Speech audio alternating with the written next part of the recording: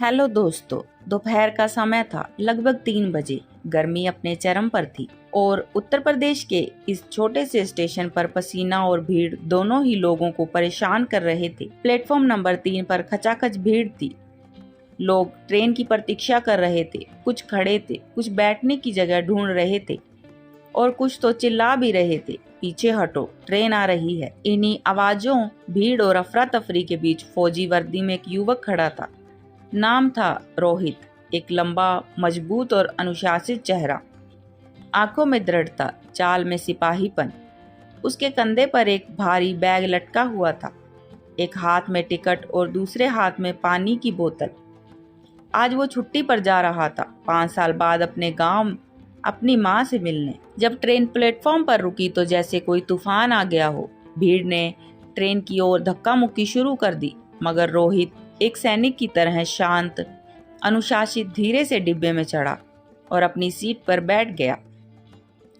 अभी सीट पर बैठा ही था कि बाहर से एक कठोर आवाज गूंजी, फौजी उतर यहाँ से। रोहित चौंका, खिड़की से बाहर देखा। सामने एक भारी शरीर वाला, बड़ी मूंछों वाला पुलिसकर्मी खड़ा था। वर्दी पर नाम था दरोगा विनय सिंह। रोहित ने विनम्रता से जवाब दिया, सर, ये मेरी सीट है। मगर विनय सिंह ने घुर्राते हुए कहा, तेरी सीट होगी तेरे घर में। मैं ड्यूटी पर जा रहा हूँ, उतर जा वरना खींच कर उतारूंगा। अब प्लेटफॉर्म पर तमाशा बन गया। लोग रुक कर देखने लगे। रोहित ने फिर से शांत स्वर में कहा, सर, मैं भारतीय सेना में हूँ, आप पुलिस में हैं। मैं आपके विभाग की इज्जत करता हूँ, मगर अन्याय बर्दाश्त नहीं करूंगा। इतना सुनना था कि विनय सिंह को जैसे आग लग गई। उसने झपट कर रोहित के गाल पर जोरदार थप्पड़ मारा। रोहित का चेहरा लाल हो गया, भीड़ सन्न रह गई। कुछ पल की चुप्पी के बाद रोहित धीरे से खड़ा हुआ। उसने अपना बैग नीचे रखा और बिना कोई शब्द बोले विनय सिंह की कॉलर पकड़ी और एक जोरदार मुक्का उसके जबड़े पर दे मारा। दरोगा विनय पीछे की ओर गिरा और चिल्लाया, तू जानता है मैं कौन हूँ? तुझे जेल में सड़वा दूंगा। रोहित ने ठंडे स्वर में कहा, आपने एक सैनिक का अपमान किया है, थप्पड़ देश को मारा है, अब जो होगा देखा जाएगा। भीड़ में से एक बुजुर्ग आगे आया, हमने देखा है साहब। फौजी चुपचाप बैठा था, दरोगा ने ही बदतमीजी की थी।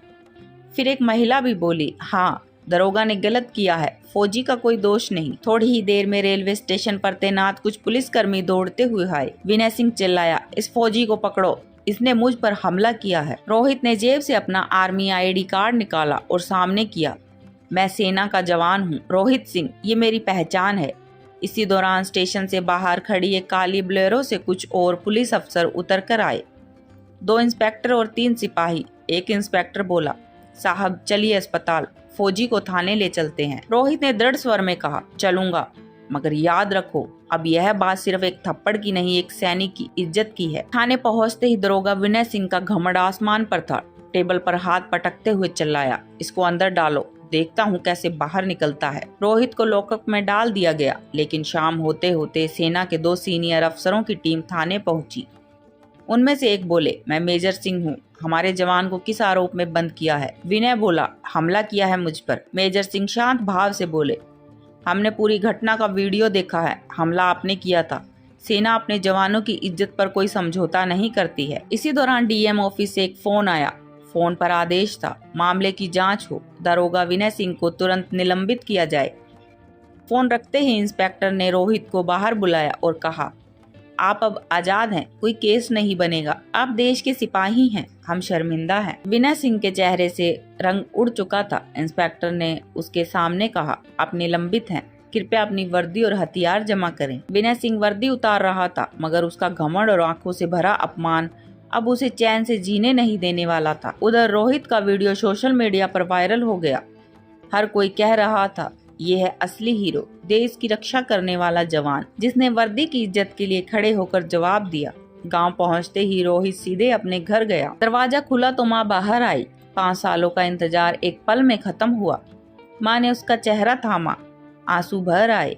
बेटा, अब तू आ गया तो सब ठीक है, मगर आजकल दिल बहुत घबरा रहा है। खबरों में तेरा नाम देखा, वो भी झगड़े के लिए। रोहित ने माँ के आंसू पोंछते हुए कहा, माँ, कोई झगड़ा नहीं था, मैंने बस अपनी वर्दी और देश की इज्जत के लिए खड़ा होना सीखा है। विनय सिंह के खिलाफ विभागीय जांच शुरू हो गई। उसका वीडियो सबूत बन गया। उसे न सिर्फ निलंबित किया गया बल्कि नौकरी से बर्खास्त करने की सिफारिश भी की गई। उधर रोहित को सम्मानित करने की घोषणा हुई। सेना ने उसे सम्मान चक्र प्रदान किया, जो न सिर्फ सीमा पर बल्कि समाज में भी सैनिकों की गरिमा को बनाए रखने वालों को मिलता है। रोहित की कहानी सिर्फ एक थप्पड़ की नहीं थी, यह एक प्रतिकार, सम्मान और आत्मसम्मान की कहानी थी। दोस्तों, कभी कभी लड़ाई बंदूक या हथियार से नहीं होती, वो होती है इज्जत के लिए, सच्चाई के लिए और वर्दी के सम्मान के लिए। रोहित ने सिर्फ एक इंसान को नहीं हराया था, उसने उस सोच को हराया था जो खुद को कानून से ऊपर समझती है। दोस्तों, कहानी अच्छी लगी हो तो वीडियो को लाइक करें, कमेंट करें और चैनल को सब्सक्राइब जरूर करें। धन्यवाद।